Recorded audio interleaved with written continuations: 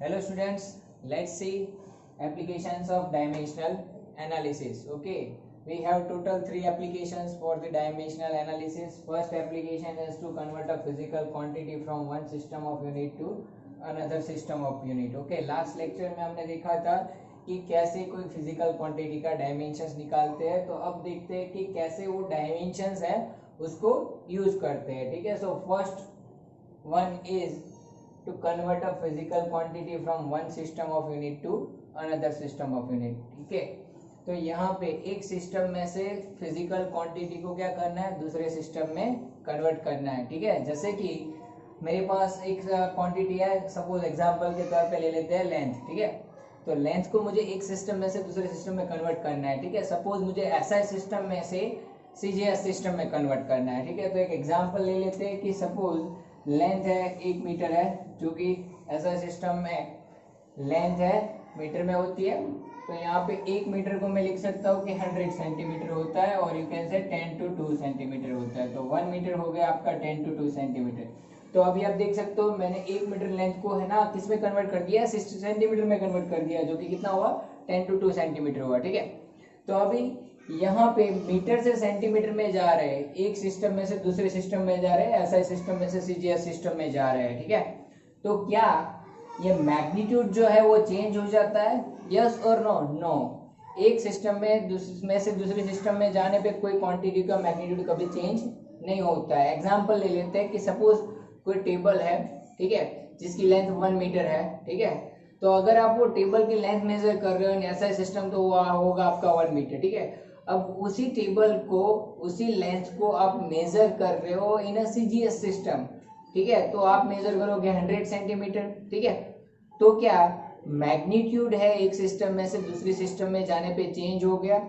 क्या एक सिस्टम जो कि ऐसा सिस्टम थी उसमें से सीजीएस सिस्टम में जाने पे जो मैग्नीट्यूड है वो 100 टाइम्स चेंज हो गया? नो. क्या जो वो टेबल था उसकी लेंथ चेंज हो जाएगी? नहीं, लेंथ उतनी ही रहेगी, उसका मैग्नीट्यूड जो है वो इतना ही रहेगा. सो हम लोग यहाँ पे बोल सकते हैं कि magnitude of physical quantity remains same whatever be the system of unit. मतलब सिस्टम ऑफ यूनिट कोई भी हो, मैग्नीट्यूड क्या रहता है फिजिकल क्वांटिटी का सेम रहता है. ठीक है, let u1 and u2 be the dimensions of physical quantity q and n1 and n2 are the corresponding numerical values. ठीक है, मतलब यहाँ पे ये एग्जांपल देख लो, ये एग्जांपल में ये एक सिस्टम में एक न्यूमेरिक वैल्यू हो गई. ठीक है, पहली सिस्टम को 1 से डिनोट कर देते हैं, दूसरे सिस्टम को 2 से डिनोट कर देते हैं.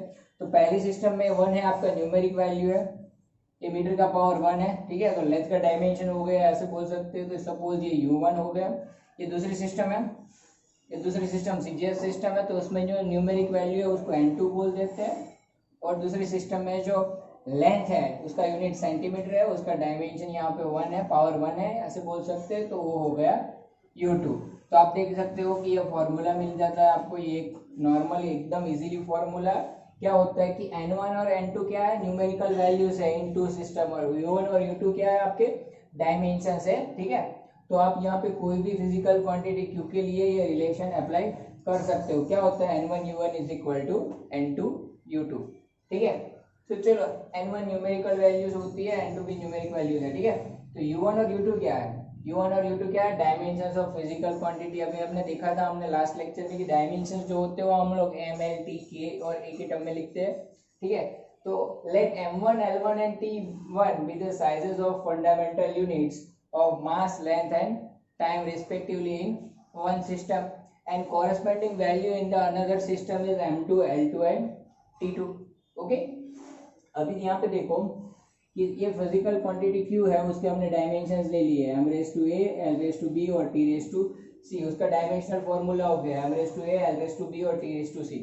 ठीक है, तो अभी जैसे आपका u1 क्या है, हमने लिया u1 पहली क्वांटिटी, उसके मास, लेंथ और टाइम के जो साइजेस है वो लिए m1 l1 t1, और यहाँ पे देखो पावर्स जो डायमेंशन है वो आपके a b c है.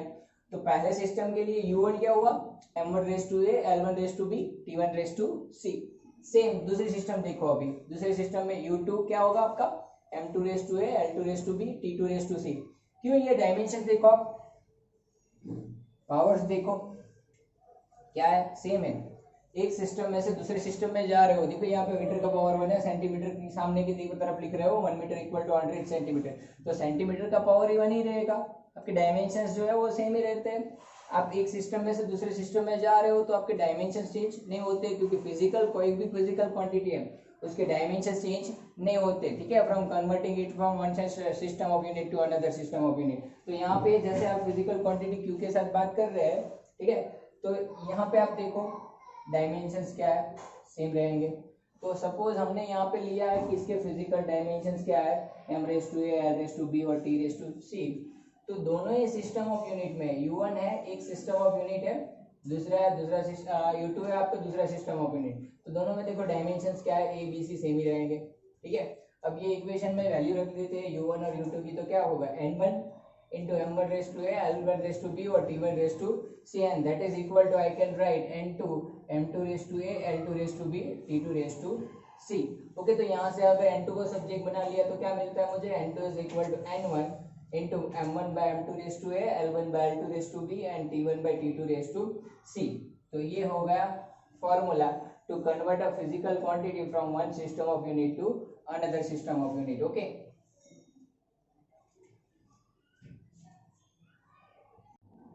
हेलो स्टूडेंट्स, तो हमने देखा कि डायमेंशनल एनालिसिस का यूज़ कैसे करते हैं to convert one system into another system. Okay, to convert any physical quantity from one system of unit to another system of unit, ठीक है।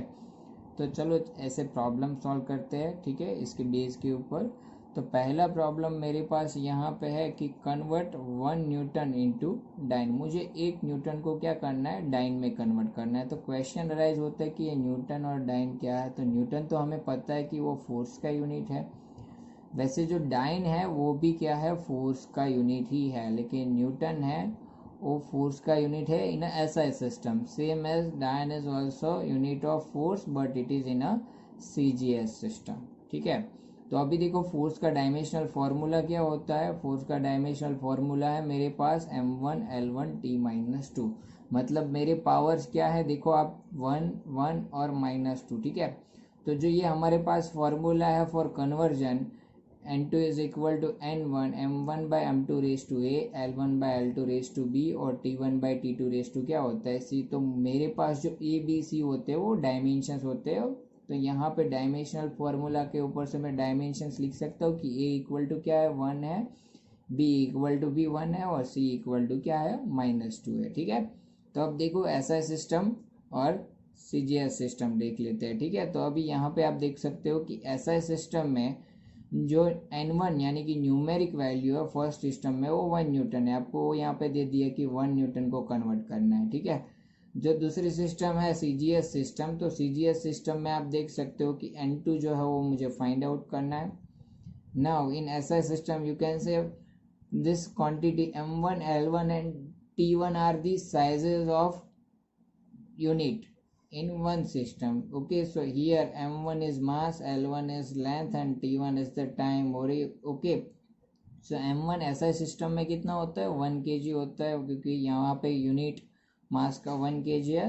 अब देखो आपको ये दोनों सिस्टम जो है जिसमें SI है उसको CGS में कन्वर्ट करना है। तो पहले तो आपको क्या करना है कि ये SI में जो भी क्वांटिटीज़ है उसकी मास की अगर बात कर ले कि उसका यूनिट kg है, तो उसको आपको क्या करना है, यहाँ पे जो CGS सिस्टम है वो ग्राम में है, तो आपको मास वही मास को ग्राम में कन्वर्ट कर लेना है, ठीक है। तो आप यहाँ पे देख सकते हो 1 kg इज इक्वल टू 1000 ग्राम है, मतलब अभी यहाँ पे ये भी ग्राम में हो गया, ये भी ग्राम में हो गया, वो दोनों आपको सेम सिस्टम में होना चाहिए। तो आप इजीली ये अप्लाई कर सकते हो ये वाला इक्वेशन, ठीक है।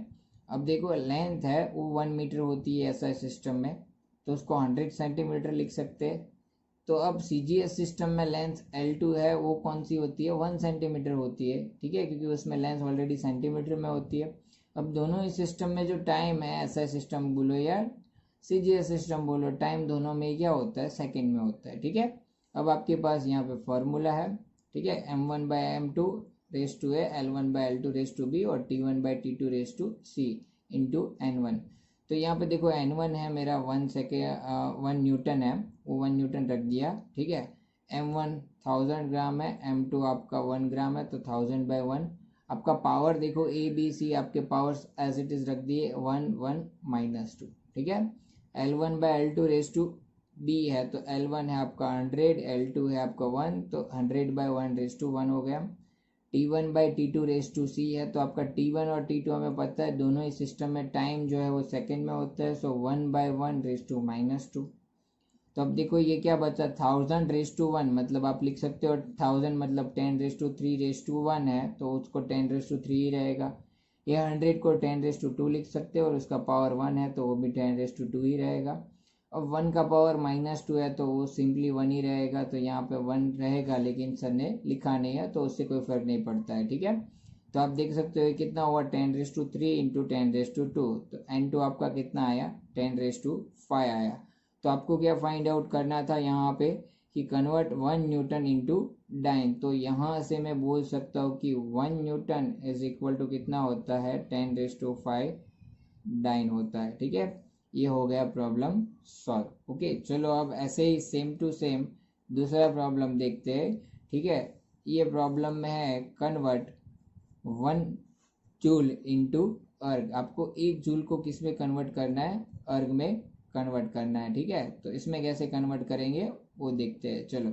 तो जूल क्या होता है, it is unit of energy in a SI system, but this erg is a unit of energy in a CGS system. तो मुझे एनर्जी को एसआई सिस्टम में से कहाँ पे कन्वर्ट करना है, सीजीएस सिस्टम में कन्वर्ट करना है, ठीक है। चलो डायमेंशंस दिखते हैं। एनर्जी के डायमेंशंस हमें पता है कि डायमेंशनल फॉर्मूला एनर्जी का क्या होता है m1 L2 T-2 होता है, ठीक है।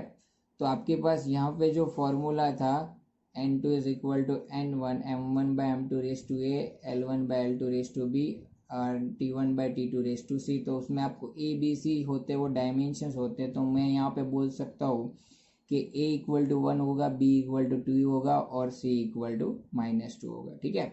अब देखो दोनों सिस्टम में 1 बाय 1 स्टार्ट करते हैं, तो यहाँ पे आप देख सकते हो आपका M1 जो है वो 1 kg है तो उसको 1000 ग्राम लिख सकते हो। M2 हो गया आपका 1 ग्राम। ओके नेक्स्ट है लेंथ, तो आप लेंथ के लिए लिख सकते हो कि ऐसा सिस्टम में लेंथ मीटर में होती है and that is equal to 100 centimetre. तो सीजीएस सिस्टम में L2 कितना होता है सेंटीमीटर ग्राम सेकेंड, मतलब वो लेंथ 1 सेंटीमीटर में ही होती है, ठीक है।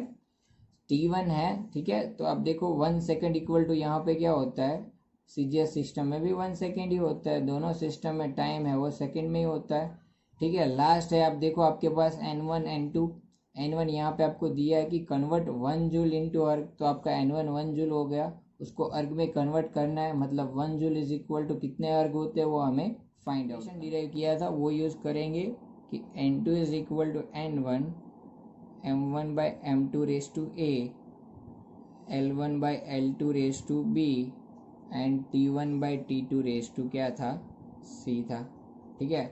अभी हमने देखा कि जो हमारे A B C थे वो एनर्जी का डायमेंशनल फॉर्मूला क्या था M1 L2 T-2 था, ठीक है। आपका N1 था 1, पहले सिस्टम में जो मास था आपका 1 kg वो था 1000 ग्राम बाई M2 है वो 1 ग्राम था सीजीएस सिस्टम में, रेस टू यहाँ पे A है तो आपका यहाँ पे पावर था 1, L1 by L2 raise to B, तो पहले सिस्टम में लेंथ थी 1 मीटर यानी कि 100 सेंटीमीटर, दूसरे में था 1 सेंटीमीटर, रेस टू यहाँ पे B है उसका पावर था 2, ठीक है।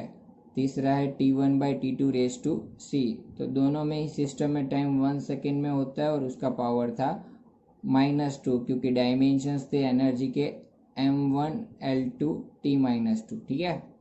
चलो फिर इसको सिंप्लीफाई करते हैं, तो आप यहाँ पे देख सकते हो कि ये 10 रेस टू 3 हो गया, रेस टू कितना है 1 है, यहाँ पे आप देख सकते हो ये 100 सेंटीमीटर को 10 रेस टू 2 लिख सकते हैं और उसका स्क्वायर है, और यहाँ पे 1 रेस टू -2 है, ठीक है, तो 1 ही रहेगा।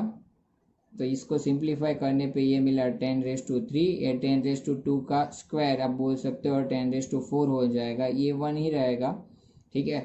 तो आपका जो न्यूमेरिक वैल्यू आया दूसरे सिस्टम में वो कितना आया 10 रेस टू 7 आया, ठीक है।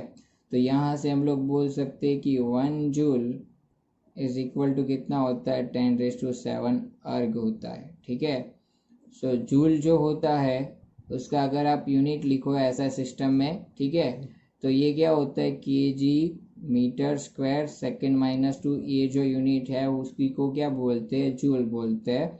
और अर्ग क्या होता है, ये होता है gram centimetre square second minus 2, ये जो यूनिट है इसी को क्या बोलते हैं, अर्ग बोलते हैं। ठीक है, तो चलो ये हो गया हमारा conversion complete. 1 joule is equal to कितना होता है, 10⁷ अर्ग होता है। ठीक है, let's see one another problem. In this problem find the value of 16 joule per minute on a system that has 100 gram 100 centimeter and 1 minute as the base unit. So in this system you can see that 100 gram 100 centimeter and 1 minute is a basic unit. Okay, and we have to find the value of 16 joule per minute. Okay, तो मुझे यहाँ पे मेरे पास ये जो 16 joule per minute है, मतलब ये हो गया जूल जो एनर्जी का यूनिट होता है, पर आप देख सकते हो पर मिनट मिनट होता है, वो किसका यूनिट होता है, टाइम क्या, मतलब एनर्जी पर यूनिट टाइम। तो आपको पता होना चाहिए कि एनर्जी पर यूनिट टाइम कौन सा क्वांटिटी होता है। ठीक है, तो वो क्या होता है, पावर होता है। वो हमने डायमेंशंस में देखा था कि पावर क्या होता है, वर्क, और यू कैन से एनर्जी पर यूनिट टाइम। तो यहाँ पे आपका पावर पी क्या है, 16 जूल पर मिनट है। ठीक है, तो आप देखो ये 16 है, जूल में है, डिवाइड बाय मिनट, एक मिनट को आप लिख सकते हो 16 सेकेंड। तो आपका जूल पर सेकेंड क्या होता है, वॉट होता है। ठीक है, तो ये 60/60 कैंसिल हो गया, तो ये हो गया आपका 1 वॉट। मतलब आपको जो दिया है 16 जूल पर मिनट, वो दैट इज इक्वल टू क्या होता है, 1 वॉट होता है। मतलब आपको 1 वॉट जो है उसको कन्वर्ट करना है, ठीक है, दूसरे सिस्टम में। और वो सिस्टम में क्या होता है, 100 ग्राम 100 सेंटीमीटर एंड 1 मिनट, वो क्या है, बेस यूनिट है दूसरे सिस्टम में। ठीक है, तो ये सिस्टम तो के बारे में बात कर लेती कि ये 1 वॉट है। तो 1 वॉट कौन सा ये सिस्टम में होता है, पावर का यूनिट है ऐसा सिस्टम में। So I can say what is unit of power, what is unit of power in a SI system. Okay, चलो तो अभी पावर के dimensions, dimensional formula of power, dimensional formula of power क्या होता है, वो हम लोग आगे पढ़ चुके हैं कि वो क्या होता है, m1 l2 t-3 होता है। ठीक है, तो इसका यहाँ पे यूज करना है। ठीक है, तो यहाँ पे हमने जो इक्वेशन पढ़ा है उसके ऊपर से बोल सकते हैं कि आपका a इक्वल टू 1 होगा, b इक्वल टू 2 होगा, और t equal to c equal to कितना होगा, -3 होगा, जो t का पावर है। ठीक है, तो आपके पास a b c तीनों है। अभी दोनों सिस्टम देख लेते, एक हमारा था ऐसा सिस्टम, ठीक है, और दूसरा मेरे पास है यहाँ पे न्यू सिस्टम। ठीक है, और ये नया सिस्टम में आप देख सकते हो कि मास है वो 100 ग्राम है। यहाँ पे नए सिस्टम में जो n2 है वो मुझे फाइंड आउट करना है। m2 जो है वो आपका 100 ग्राम है। ठीक है, l2 है वो 100 सेंटीमीटर है, और आपका t2 है वो 1 मिनट है। 1 मिनट को आप 60 सेकेंड लिख सकते हो, तो ये हो गया आपका 60 सेकेंड। ओके, और फर्स्ट सिस्टम में आपका n1 1 वॉट, ये 1 हो गया, तो 1 रख दिया, 1 वॉट। n2 जो है यानी कि यहाँ पे m1 ले लेते, ये अपना m2 हो गया है। तो ये आपका m1 पहले सिस्टम है जो कि वॉट है, तो ऐसा सिस्टम है मेरे पास, तो वो होता है 1 kg। ठीक है, तो 1 kg को मैं लिख सकता हूँ 1000 ग्राम। फिर ले लेते हैं L1। चलो तो L1 के बारे में बात करते हैं। L1 ऐसा सिस्टम में 1 मीटर होता है, इसको आप 100 सेंटीमीटर लिख सकते हैं। T1 पहला सिस्टम, इसमें टाइम है वो सेकंड में ही मेजर होता है, और ये हो गया 1 सेकेंड। ठीक है, चलो तो अब हमारा जो फॉर्मूला है वो यूज कर लेते हैं। क्या है, n2 is equal to n1 m1 by m2 raise to a, l1 by l2 raise to b, in t1 by t2 raise to c। ठीक है, ये फॉर्मूला है। अभी आपके पास सब वैल्यूज है। n1 आपका 1 है, m1 बाय m2, ठीक है, तो ये हो गया आपका 1000 डिवाइड बाय 100 रेज टू, आप देखो पावर ए यहाँ पे है मेरे पास, वो 1 है, तो ये लिख दिया 1। Then after L1 by L2 raise to क्या है, b है, तो आप देखो L1 आपका 100 है, L2 भी 100 है, रेस टू बी मतलब पावर यहाँ पे आपका 2 है तो ये रख दिया 2। T1/T2, T1 आप देख सकते हो 1 सेकेंड है और T2 है आपका 60 रेस टू सी, सी है हमारे पास -3। ठीक है, चलो आई होप यहाँ तक क्लियर है। अभी आप देखो यहाँ पे आपका एक 10 बच जाएगा। ठीक है, 1000 डिवाइड बाय 100 10 है, पावर 1 ही है। ठीक है, आप देख सकते हो 100/100 कैंसिल हो जाएगा, 1 का स्क्वायर 1 ही रहेगा। आप ये देखो ये 1/60 रेस टू -3 है, तो आप इसको ऐसे लिख सकते हो कि 1/60 मतलब यहाँ पे 1 डिवाइड बाय 60 की -3 ऐसे लिख सकते हैं। ठीक है, तो ये 60 रेस टू -3 चला जाएगा न्यूमरेटर में, इसको न्यूमरेटर में भेज दिया तो 10 इंटू ये हो जाएगा प्लस 60 का क्यूब। ठीक है, सो 10 इंटू 60 का क्यूब, 60 का स्क्वायर होता है 3600 इंटू मल्टीप्लाई बाय एक बार और 60 कर देंगे तो ये 36 इंटू 6 आप लिख सकते हो। 36 6 होता है 216, तो 216 और ये आपके पास एक यहाँ पे 2 और यहाँ पे एक, टोटल 4 0 बच गए, तो एज इट इज रख देते हैं। ठीक है, तो अभी आप देखो इसको हम लोग सिंप्लीफाई करके ऐसे लिख सकते हैं कि ये कितना होता है 2.16 इंटू 10⁶ होता है। ठीक है, तो आपका जो N2 है वो कितना आया 2.16 इंटू 10⁶। तो यहाँ पे मैं फाइनली सॉल्यूशन लिख सकता हूँ कि 16 joule per minute is equal to क्या होता है 2.16 into 10⁶ new unit of power.